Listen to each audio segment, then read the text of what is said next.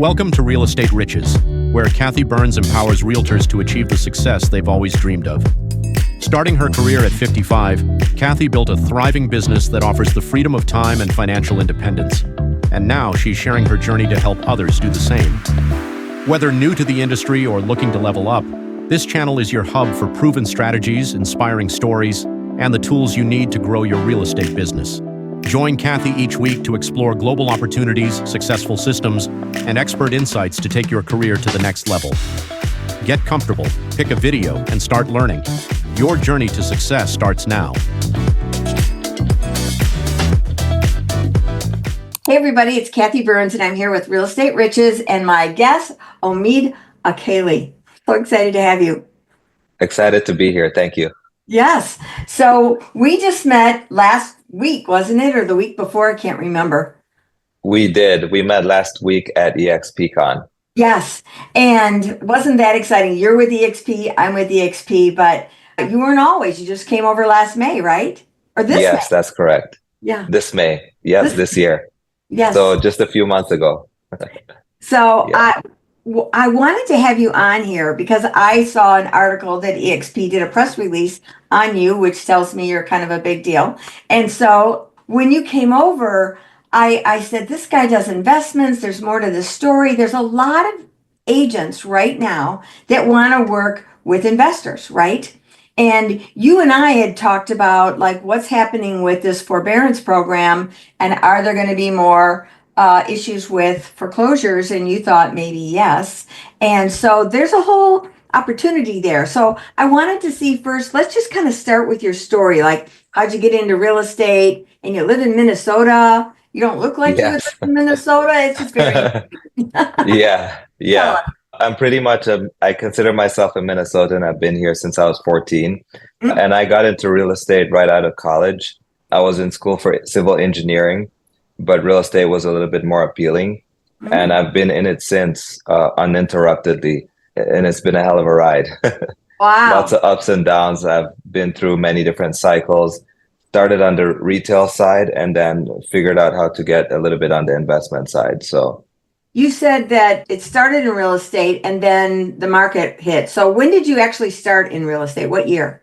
2002. Okay. So you had a In few good 2002. years.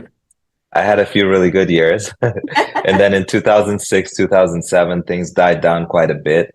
Luckily, I did a lot of BPOs to, Mhm. keep food on the table, thousands and thousands of them. And I would work for third-party companies that provided BPO services for the banks and asset managers. Mhm. And so it helped me a lot with learning how to do really good valuations and learning the immediate market areas in the state where I live. Yeah. And so it was tedious and it was repetitious, if that's a word, Yeah. but it really sharpened my skills with valuation. And after that, sometimes I would get listings from the asset managers who were out of state and they may not have known any agents, but since I was doing the BPO, they would ask me if I wanted to sell it. And so that's kind of how I dipped my toes in the investment world. Yeah. And then it Yeah. actually even evolved where you became, when you came over to eXp, you came over with your license. However, you came over Yes. as one of the iBuyers, right? iBuyers, yes. So we are investors, a small team and I in Minnesota, and we buy quite a few houses from the eXp Express Offers platform. Mm-hmm. And I got to know quite a few eXp agents through that. And I just thought it was a really good platform for agents who want to work a little bit more on the investment side. Mm-hmm. And during COVID and right coming out of COVID, it became a really good alternative and option for sellers who wanted to sell their house more conveniently. So I was very attracted to that platform and how easy it is to work with it. Mm-hmm. And, we got to help a lot of sellers that way who just wanted a convenient, quick sale and not go the listing route. So Right. that was my introduction to eXp. And through that, I met a lot of agents at eXp. And so I was able to see how the company is set up and how impressive the platform really is. Mm-hmm. It just keeps Yeah. getting more and more impressive. Yes. I'm mind blown when someone doesn't even want to talk about it. I'm like, you just don't know. You just don't know. Yeah. Anyway, so eXp also has this program called Revenues. And these are where investors want to sell off like some of their portfolio. A lot of times it's a lot of their portfolio. So agents get trained in how to do the BPOs and all the specifications, and there's a whole system that they follow where they have to input the data, and they're given all these listings on one day and it's expected back like in 3 days later. Sometimes they'll get 25 listings and it's just boom, boom, boom, boom. And one of my agents, who's one of my partners, was saying, man, it's just so time consuming. I don't know how to get it all done. And I said, tell me what it entails. And she told me about the form and showed me the form, how it had all these questions. And I said, ChatGPT can do those first 3 ones. And I said, you can upload the form. So we'll have ChatGPT analyze these pieces of it. And I said, and then you have to, we tried it to see if it would do the comps. It didn't work on the comps. So she said, well, I don't have any problem pulling the comps. I said, then great. Then we'll upload the comps in and we'll have it analyze it. You double check it and see if it makes sense. And now you'll start to save hours off each one. Now you still have to drive out to the property. You still have to take the pictures, get a lay of the land, but you can take those notes and also feed that into the GPT. And you can literally make your own GPT, where I told her to name it, what was it? Brenda the BPOer. And we taught it all the rules. And I said, now, Brenda, once I say, hey, Brenda, are you ready? You're going to remember all these prompts. She said, okay. And so it was amazing what we're able to do with that now, and saved hours of stuff. It really is amazing what you can do with it. Yes, I'm so excited. We met yesterday to just sit down and kind of brainstorm on it. And we were hoping it would do all the comps, but it does not. It just doesn't get it. So, but we can, upload, for the paid for version, you just upload that in there. Wow. Yeah, doing BPOs now is so different from when I used to do them. Yeah. I had a digital camera and I had to print directions on MapQuest. So that sounds really easy, an easy way to do a BPO compared to what I did. Yeah. But that's great. And it sounds like a great tool and a great asset to agents.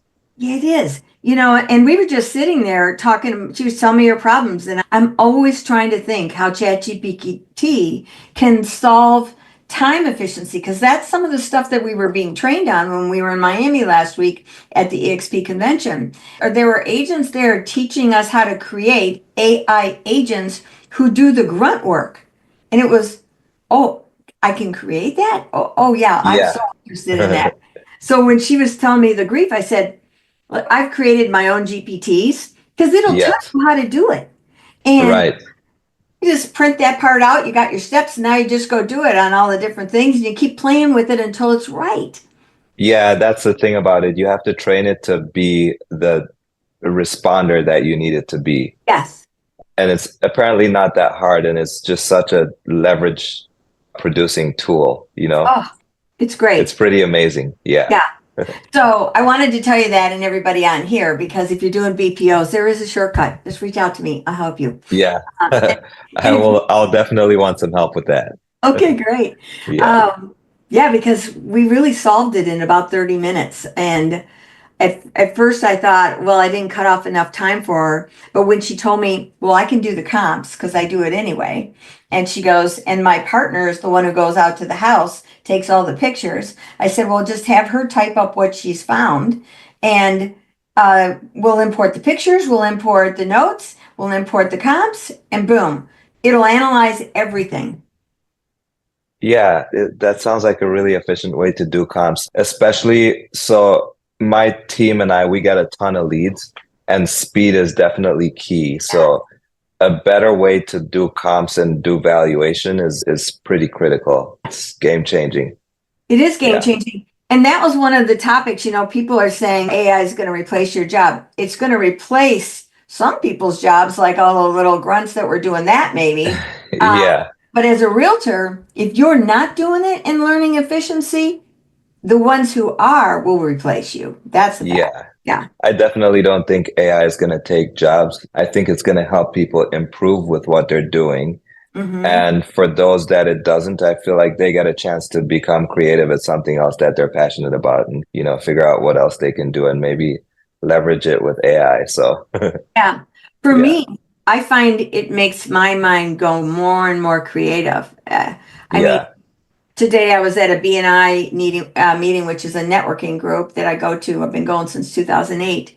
And a lady comes in and she was saying, hey, we had a problem with our realtor, not our realtor, but a realtor's property we wanted to see. It was an hour's drive away. And the guy said he wouldn't show it to us unless he was paid. I said, really? That's his fiduciary responsibility to show that property, even though you're out of area. I said, let me just look that up here in the Code of Ethics for North Carolina. Boom. I had the whole thing and I shot it over to her. I said, just send them that. And then I had another one. What was that one about? Another person had an issue with water in the house. Oh, mold. It was an FHA loan. And the FHA inspector came out and found mold all over the place, except in these 3 bottom cabinets in a kitchen. And so the mold guy who I was talking to said, I'm not going in and not do those cabinets, but the FHA's, not really responding. I said, well, what exactly did they say? And he said, whatever the mold guy says you need to do. Well, the seller didn't want to do it. I said, well, now it's a material fact, so they got to do it. Yeah. And I said, you know what? Let's just go into ChatGPT, which I did. I explained the situation and it printed out all the whole story. I sent that over to him and I said, there you go. That's solved. Now just turn that into the seller and now they'll understand it. And Yeah. it's just, I use it for everything in life. I mean, I do too. yeah. I use it before. I rarely use Google anymore Mm-hmm. because chat's ability to scour through billions of books or articles, publications, materials that it has gone through and just give you the most concise, relevant piece of information in a digestible form is pretty amazing. Well, I learned 2 new things this week. So one is in ChatGPT, the paid for version. If you want your verbiage to be more fluent, more natural than AI sounding, you use the O1 preview. So that one is the language skills are better, but you can't upload documents to it. So you got to go back to. And then the other is on the app or on the computer, you'll see a little globe. That globe is Google search. How about that? Oh, wow. Very exciting. Interesting. Yeah. Yeah. So, yeah, it's pretty amazing how it's evolving so fast and it's so present in our world already. So it'll be interesting to see what we can leverage with it.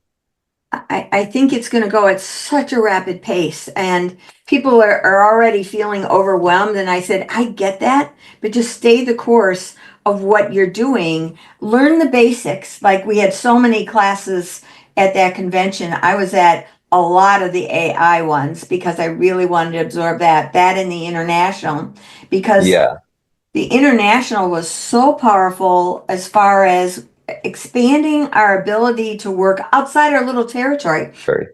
Like you're normally working, maybe you go outside your state because of the investors that you work with, but you're probably got a central area.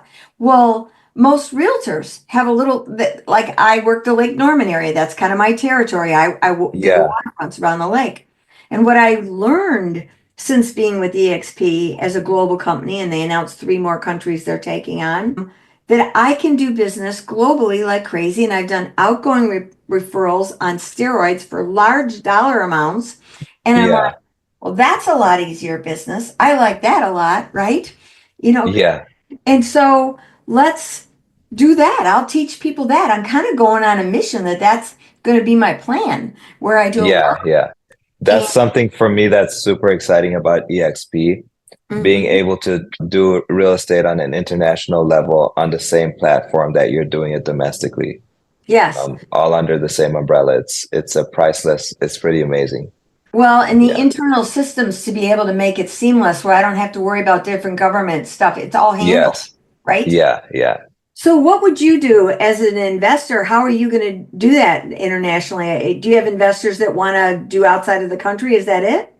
I do, but I've thought about doing our investment business outside of Minnesota, and it sounds like a lot of fun, but we are so busy just where we are, and we're a small team, so we haven't really thought much about, or we haven't really acted much on being outside of our territory.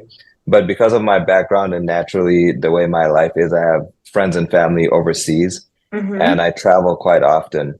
So mostly for the team building aspect, I like it, the networking and the connections, and of course also seeing what other opportunities are outside of the US.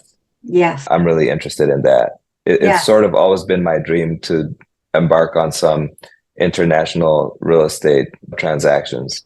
So Mm-hmm. I'm hoping to figure out a way to do that. Hopefully you can introduce me to your people in Portugal. I'm really excited about that. No, I'll do it. And It's I so think, easy oh, to go ahead. do. It's Yeah, so easy to do in our world that we have. yeah, yeah.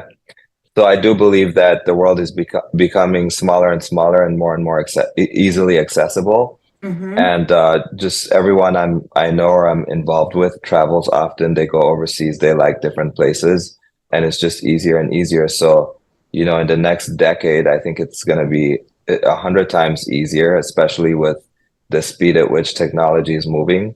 Yeah. And so it'll be more likely to buy places fractional ownership if you don't want to be there all the time, and just different places are going to influence other places around the world when they find something new. So it's exciting to see. Yes. And I that's one thing I love about EXP is it's a great platform to explore that. Yes. Well, and because they are so global, 25 countries now, and they make those systems seamless, and then our communication is all done on in the computer on a world platform that looks where we're all little avatars bouncing all around, but it's so organized. Like I Yeah. jumped in today to talk to the head of Portugal. And I said, hey, do you have the latest updates in Portuguese and English for me to be able to explain EXP to someone in Portugal so that I can send it over to them? He goes, yeah. He goes, they're imprinting right now because we just made some big changes. So as soon as we get it, I'll get it to you, Kathy. I said, they also made some announcements. If you bring an agent on, there used to be a buffer in our rev share plan, which is complicated. I'm not going to get into that, but where you can buddy up with someone who's in, let's say, Portugal, who's already an agent over there, and they're your buddy, and they come into your organization and they get a piece of how you help grow your business. They get a piece of it. And I'm like, that sounds amazing. I need to know the exact details on that. So he sent me 3 videos today that adds up to about 20 minutes. I'm going to study the data Yeah. out of that. And I want to work that because that's an agent recruiting opportunity to bring agents to EXP Yes. because they're just going to get pieces of all of it for nothing. Just like basically training somebody. And I'm like, oh, this is attractive. Yeah. The way I see it is kind of like reciprocity for all the work that we do early on as agents that we never get recognized or paid for. It's a way to reclaim it on the back end. I love that. Yeah. Yeah. It's just amazing. Well, I'm really glad you got to go out there and feel the energy. I had a guest there who came from Portugal, and when she was there, she goes, I feel it. I see it. Because when you come to these events, it is kind of earth shattering to actually see the power of everything that they're doing. And also the excitement and the energy that happens in there, the collaboration. Right. I also have a recruiting arm of my business that I've been doing for over 5 years. And Mm, I mainly do it because it's a great way to network and keep a good pulse on the business. I just talk to agents about their business and tell them about what's going on in my real estate world, and they tell me what's going on in theirs. And one thing I've learned over the years is real estate can be a very isolated business, mhm. especially for successful agents who are just used to selling a bunch of homes, and they're caught in the silo of their transactions and deal flow, right? And they only Yeah. interact with people that they need to interact with, like title companies, or their one or two go-to loan officers and their one or two go-to inspectors. So it's really cool to go to these events and know that you're sort of not in this silo in your business, and there are all these other people. So you don't always have to be self-driven. You can see what other people are doing, and it's inspiring, right? Yes, And that's a good word. yeah, so it's good culture. Hmm. Yeah. Well, this has been great. What would you say to somebody that's an agent out there, been doing residential, and they think they might like to do some of the BPOs or that path, like or get in with investors? What would you say is a way to do that? You did it one way, but what have you seen? I would say reach out to local investors, network as much as possible. Do a lot of self-education on what investors are looking for so that you can bring valuable information. But it's so different from the retail side when you work on the investment side. There's a lot less emotion and it's very pragmatic. So if the numbers make sense and if the numbers make sense and the location's great, it's either or, right? You're not really dealing with a lot of, the kitchen's painted yellow and I would like it to be red, right? Right. You're not dealing with a lot of, not that there's anything wrong with emotion, but you're just not dealing with that side of it. Alternatively, if you have good investor clients, instead of doing one deal every 5 to 7 years with the same client, you're usually doing 5 to 7 deals every year with the same client. I know those numbers are kind of rough. So it's just an inverse for productivity. You just produce a lot more. You learn a lot more. There's so much I learned so far on the commercial and on the investment side that I never would have learned on the retail side. Right. So I would say a lot of self-education. There are so many resources out there to find out how to get into the investment side. So, Well, yeah. one of the guys that I talked to that I met through EXP, he's in Kentucky and he went to investment groups. That's how he started to meet investors. So he was just a realtor there. He makes a connection with this guy. And the guy says, I want to buy a hotel in Portugal. I think I started to tell you this story. And he says, I want to buy a hotel in Portugal. I see him post that in Europe actually. And I said, will Portugal work? And he said, I think so. And then I asked him, what's his budget? And the budget was 35 million. I go, perfect. And so I connected him with my contact there because I knew if anybody could handle it, she could. And so we get on a Zoom and that's when he says, yeah, I really want that. He gave his specs on the hotel, but it was a flip and it had very specific requirements that he was looking for because he wanted her to find all the people over there that would do the work on it and stuff. So he wasn't bringing his crew. So there was a lot involved to that one. And that one's around 5 million. But while we were talking, he casually says, what I really want is, in addition to that, is a castle in France. And I go, we can do that. And and we're gonna. Now, I'm not getting that because I gave that referral to him. But shoot, but you're a part of it. I'm a part of it, that I was able to do it. And that's what's happening in this world today. And what I was thinking of, when you just said there's a whole formula that investors have, if I knew my formula for that investor and I created a GPT on that, now I've got each investor's formula, I just plug it in. Now I go looking for those properties based on that formula. Boom, boom, boom. It's faster. Yeah, it is. Have you done that? I have not, but I feel like that's the way it's going, Yes. Yeah. I love that. We're working on some things internally at my company that are kind of similar. Tools that can read data and figure out the best profitability or the optimal locations to buy or, what helped us, what we were able to profit in the least amount of time and the things with the lowest risk and that kind of thing. So it's pretty interesting. You typically need data for it, but the data is out there and it exists. So, I believe that. I put my blood work into ChatGPT. I said, hey, I can't read all these little initials and stuff in here. I'd like you to analyze it, talk to me like I'm a fifth grader and tell me how I'm doing. It was amazing because I put it in for years just so I could see it. So you can upload data all the time in there, kind of like that BPO where you put in your comps, you put in the data, it analyzes it. Love it. Yes. Well, this has been fun. I appreciate you so much coming on. Thank you. I appreciate you having me. Yeah, it was great. And I loved meeting you for a minute in Miami, and we'll do that again. That was fun. All right. Thanks so much for joining us. And if you like this, please check it all out. We've got a lot more people that are great on these interviews, and he was pretty special though, wasn't he? All right. Thank you. So thanks for joining me on this episode of Real Estate Riches. Wasn't that great? I'm sure you got a nugget or two. I know I did. So if you liked it, please subscribe below, share it with everybody, make some comments. We really find that invaluable. And if you're thinking that you would love to talk about this a little bit more, let's schedule a business strategy call. I'll have the link below. And let's see if we can't mastermind together and see if we can empower each other. That would be great. So until next time, signing off. Hope to see you on the next one.